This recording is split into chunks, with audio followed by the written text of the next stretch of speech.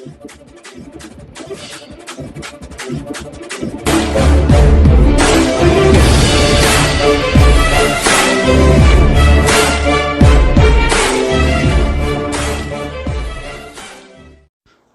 प्यारे हिंदुस्तान न्यूज़ में आपका हार्दिक स्वागत है। खबर रोहतक से। हरियाणा सरकार निर्माण मजदूरों को श्रम कल्याण बोर्ड से मिलने वाली सुविधाओं से कर रही है वंचित।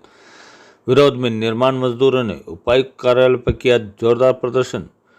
बेटी बचाओ बेटी पढ़ाओ का नारा देने वाले बीजेपी जेजेपी सरकार मजदूरों की बेटियों को शादी के 3 साल बाद भी नहीं दे रही है कन्यादान का लाभ।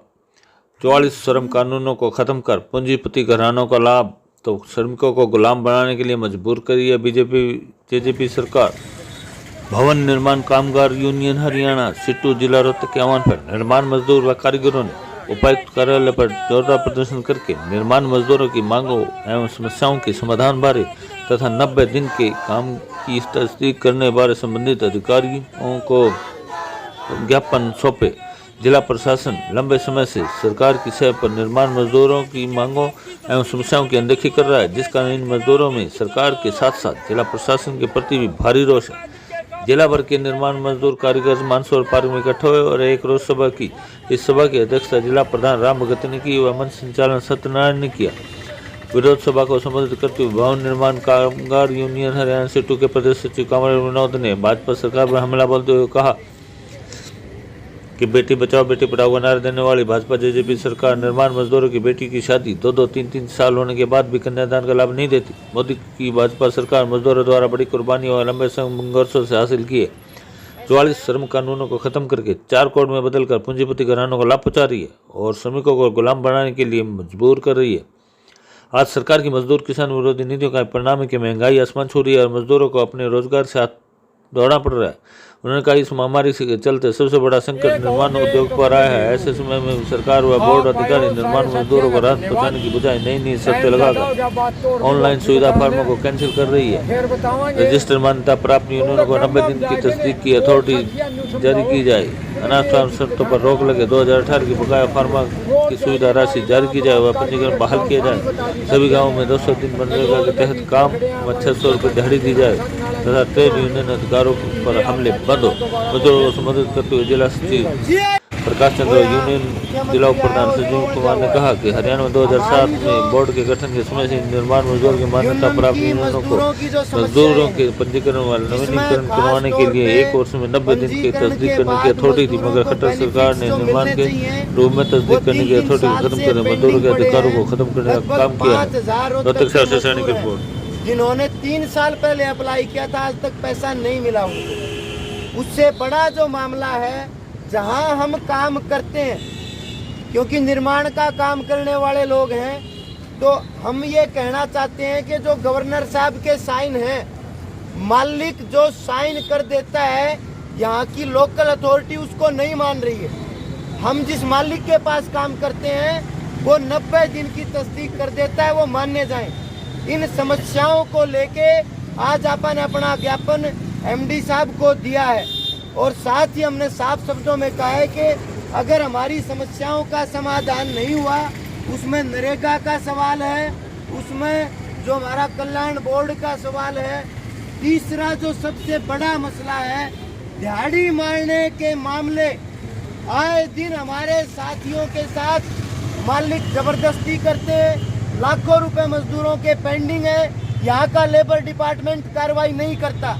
इस बात को लेकर आज ज्ञापन सौंपा है और हम साफ तौर पे कहना चाहते हैं अगर इसका समाधान नहीं हुआ तो 26 नवंबर को पूरे रोहतक का मजदूर देश के मजदूरों के साथ इन नीतियों के खिलाफ चक्का जाम करेगा।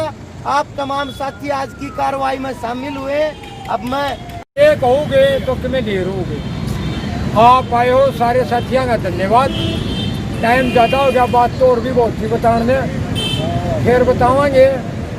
तो उड़े गम में हम जाएंगे ने और साथियाँ न्यू समझाओ कि भाई ये दिक्कत है अपना वो दिहाड़ी मारी जहाँ बलात्कार की घटना सारी बता दी साथियों ने। एक रोड के बीच में खड़े हैं भाई, ज़्यादा टाइम देना साथ नाला दिक्कत होगी, इसलिए आप साथियों का दोबारा से फिर धन्यवाद। ठीक है, वो मांग है जो जायज मांग है, जो हमारा अधिकार बनता है। एक मांग तो ये है कि 90 दिन का जो काम का तस्दीक करना होता है, इसके लिए हमारी रेमाटी कराची में हरियाणवी भाषा बोलते हैं। फिर पंचायत सेक्रेटरी के पास जाओ, पटवारी के पास जाओ, बीडीओ के जाओ, तहसीलदार के पास जाओ, जबकि ये अधिकार देखो मोटी बात हम ये चाहते हैं कि जो भी ऑफिशियल चीज़ से संबंधित एक समस्या है तो डिस्ट्रिक्ट एडमिनिस्ट्रेशन डीसी साहब को ये ज्ञापन इसलिए दे रहे हैं कि उन तमाम इश्यूज़ को वो संबंधित अधिकारियों को बुला के मीटिंग करके जिन इश्यूज़ को रिजोल्व किया जा सकता है वो रिजोल्व हो जाएंगे। तो कुछ तो ऐसे हैं जो डिस्ट्रिक्ट एडमिनिस्ट्रेशन पे मतलब 3-3 साल से लोगों एक होगे तो तुम्हें ढेर होगे। आप आए हो सारे साथियों का धन्यवाद। टाइम ज़्यादा हो गया, बात तो और भी बहुत थी बताने, फिर बतावांगे। तो उड़े गम में जाके ने और साथियां न्यू समझाओ कि भाई ये दिक्कत है वो दिहाड़ी मारी जहाँ बलात्कार की घटना सारी बता दी साथियां ने। एक रोड के बीच में खड़े हैं भाई, ज़्यादा टाइम लेना साथ नाला दिक्कत होगी, इसलिए आप साथियां का दोबारा से फिर धन्यवाद। ऑनलाइन होने के दौरान मजदूरों ने जो सुविधा मिला करती उन पर तमाम तरह की नई नई शर्त लगाकर सरकार के द्वारा वे सुविधा बंद कर दी गई, जिसके खिलाफ मतलब आज क्या क्या सुविधाएं बंद करी गई? सुविधाएं तमाम तरह की जो भी मिलती थी, चाहे वो साइकिल सुविधा लाभ था, वो 4 सुविधा लाभ था, कन्यादान की राशि थी, मृत्यु लाभ की राशि थी, छात्रवृत्ति वगैरह की जो सुविधा लाभ राशि हमें मिलती थी, वो तमाम तरह की नई नई शर्तें लगाकर वे बंद कर दी गई। और ऑनलाइन के नाम से ये ऑनलाइन का नाम लेकर सरकार ने बगैर कोई तैयारी के सिर्फ जो सरकारी जो केंद्र है वो पूरा रोहतक जिले भर के अंदर सिर्फ एक खोला और किसी भी ब्लॉक में वे केंद्र नहीं खोले गए और ना ही मजदूरों का मतलब काम हुआ। प्राइवेट केंद्रों पर मजदूर जाने से उनका सामाजिक भी और शारीरिक वो अब जो प्रशासन को वो दिया है ज्ञापन, हाँ उसमें क्या डिमांड की गई है? उसमें डिमांड एक तो सबसे बड़ी शर्त ये 90 दिन का वेरीफाई का जो मजदूर का अधिकार है। सबसे पहली तो हमारी ये डिमांड है कि पहले यूनियन को यह अधिकार था, वो ऑनलाइन के दौरान यूनियन का अधिकार खत्म करने के बाद सरकार ने कोई पटवारी या बीडीपीओ या तहसीलदार ये वेरीफाई करेगा। जब मजदूर को वे जानते ही नहीं, वे क्यों वेरीफाई करेंगे? हमारी मांग ये है कि मजदूर जिस मालिक के पास काम कर रहा है वो मालिक लिख के दूसरी क्या मांग है?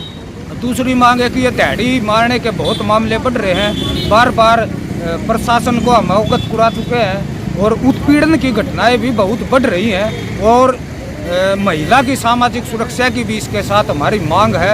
आज के दिन गुंडागर्दी और ये बहुत मतलब बढ़ रही है इसके साथ साथ। और आने वाली 26 तारीख को हमारा कल्याण बोर्ड से जुड़ी सुविधाएं जो रोक रखी है सरकार ने अलग अलग वो बहाल करनी चाहिए। हाँ वे बहाल होनी चाहिए। अच्छा, और क्या मांग है? और मांग तो ये पंजीकरण शुरू कराया जाए और तमाम ब्लॉक में अधिकारी नियुक्त किए जाए और ऑनलाइन काम के साथ साथ ऑफलाइन काम भी शुरू किया जाए। अब आपने मतलब कोई अल्टीमेटम दिया है या क्या? अल्टीमेटम वाली तो ये है कि एमडी साहब जो हमारा मांग पत्र लेके गए हैं उन्होंने हमें आश्वासन दिया है कि हम इस पर तुरंत मतलब मीटिंग करेंगे प्रशासनिक जो इसमें दायरा है और आपकी यूनियन को भी सूचना दें।